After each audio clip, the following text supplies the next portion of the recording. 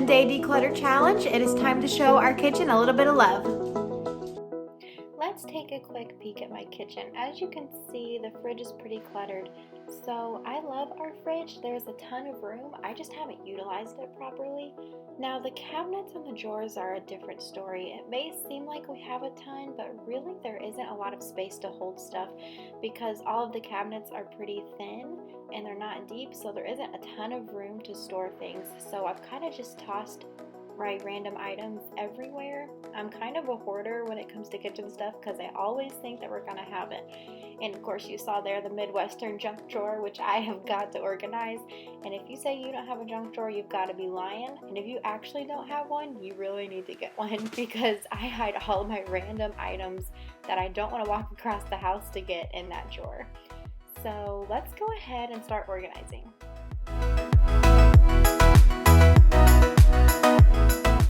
I'm going to go ahead and take all of the stuff out of my fridge. I'm going to use some organizers here in a little bit that you'll see, but first I'm going to go through, take everything out, and then I'm going to go through all of my expired items. I had no clue I had this much stuff in my fridge, so when I took it out, I was really able to get down and dirty and declutter all of it. So now I'm going to use some antibacterial to deep clean on the inside of the fridge because it gets pretty dirty. I suggest using an antibacterial just because you never know what kind of food has been in there. So you want to make sure you get all of the germs out and give it a good deep clean.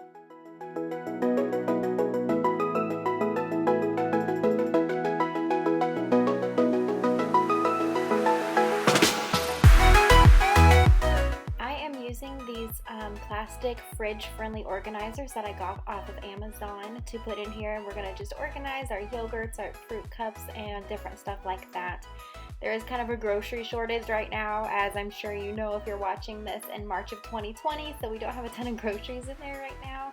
So we're hoping to go shopping here pretty soon and fill it up more with groceries, and I'll probably end up buying some more organizers for the bottom, but I started out with just a couple for now because I wasn't sure. Baking soda is awesome to have in your fridge because it is an odor reducer, so definitely use that.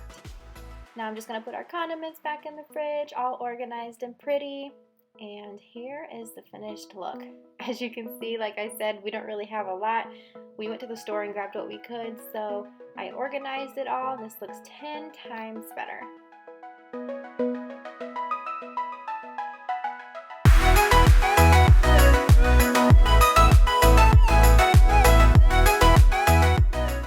Cabinet needs some TLC, so first I cleaned it out. Now we're going to start with a spice rack that I also got off of Amazon, which is linked below.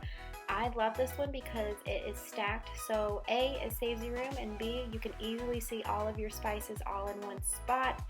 I usually put them in alphabetical order, but this time I didn't, just because I usually get them out of order anyway. So put them in any order that you want, but definitely get one of these organizers because it helps save a ton of space and it provides easy access.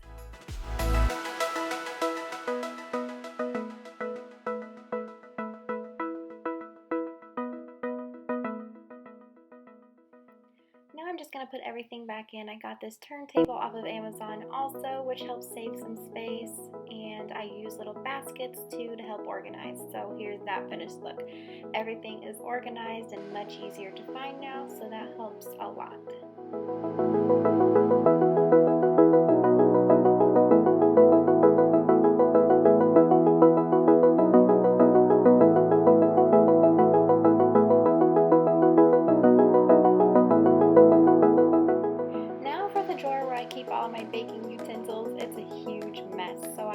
Went ahead and got a couple of organizers. These actually came from the office section.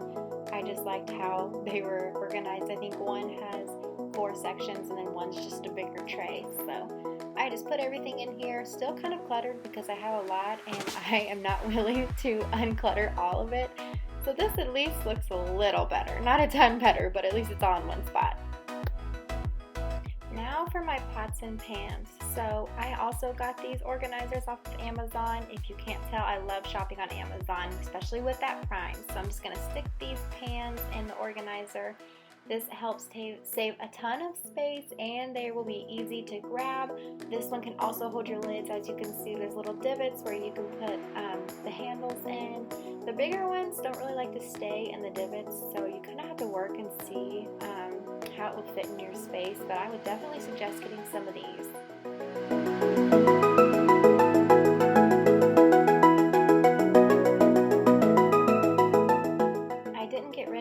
Stuff, but it is a lot more organized here under my island, and everything else is easy to see and grab. I did use another organizer to organize my cutting boards and my other pans.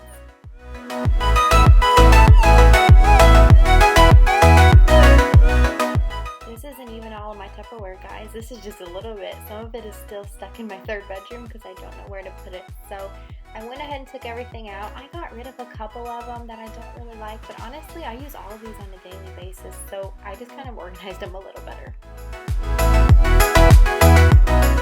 My towels weren't too bad. I just got rid of a couple of them that are older, and I refolded them so that they will fit easier into the drawer.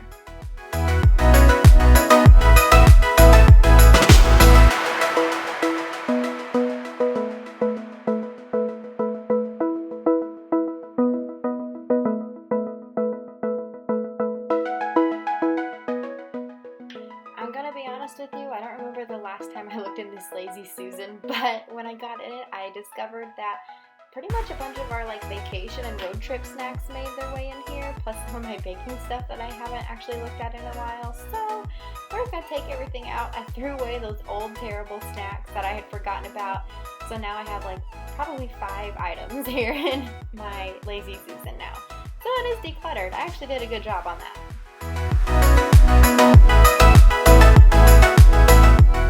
Welcome to the snack and pasta disaster. We just threw things in and forgot about it, so let's declutter that.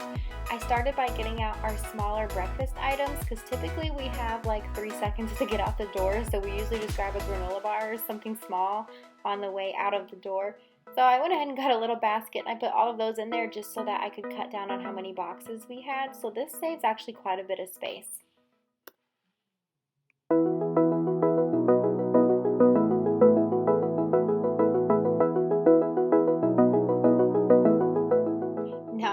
Organized all of my carbs on the top shelf. I don't know why I always buy pasta, but we have so much.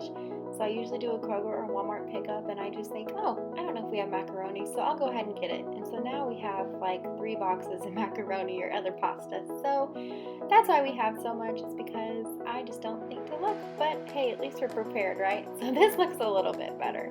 I don't need this much, but here it is. So that looks more organized. Now that we are good and organized, let's get to cleaning. I am always ready for a deep clean, so I usually start with the countertops. Here I am spraying them with an antibacterial just in case there's any germs and giving them a good scrub.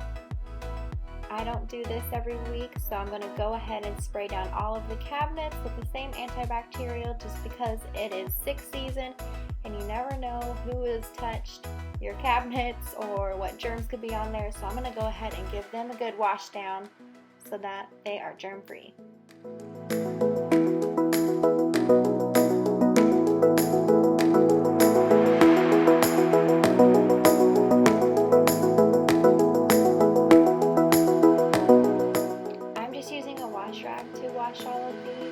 Because I don't really like to use paper towels. I like to reduce any paper waste that we can. So I just bought some old rags, and that's what I use for most of my cleaning. And I love Method because it's all natural. So now let's go ahead and deep clean the sink. All that I do is I will run a little bit of warm water in one side and plug it up so that we can get it nice and soapy.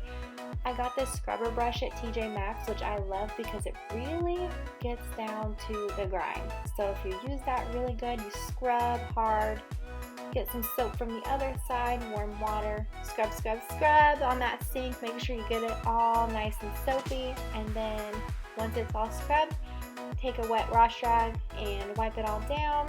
Then you have a nice clean sink.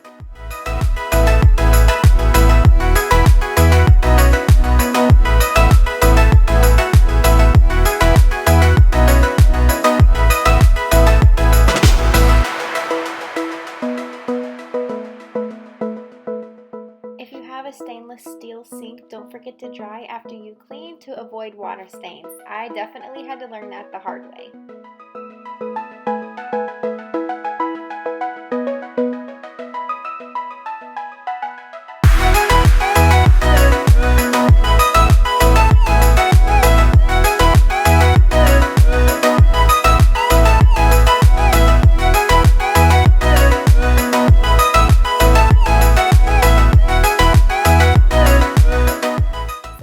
Go ahead and clean off the stovetop. I typically use Barkeeper's Friend in the liquid form, but I was running out of that, so I went ahead and grabbed whatever I had from Walmart, I think is where I got it. So just whatever glass stovetop cleaner you have on hand, make sure you really scrub at those burnt on stains or water stains or any other grime that you have on there. Give it a good scrub and then rinse it off with a wet wash rag.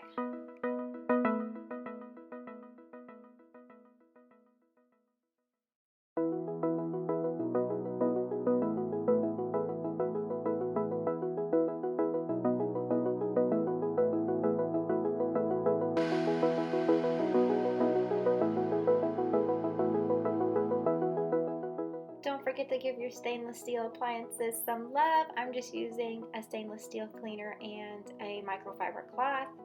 And now we're going to clean the inside of the microwave. Again, I'm just using a little bit of antibacterial because you never know what's been in there. But another really great trick is to get about 2 to 3 cups of water, or just fill up a bowl of water and stick a lemon in there. Microwave it for a little bit, and then that will help really get that grime off in your microwave easily. I was gonna do it today, but I haven't been able to find lemons, so I'm gonna save that for the next time I clean my kitchen.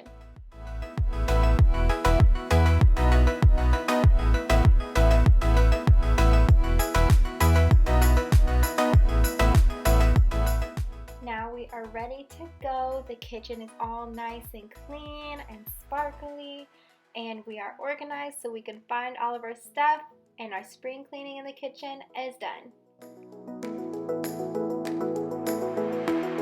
Alrighty guys, well that was day 3 of the 7-day declutter challenge, which was the kitchen.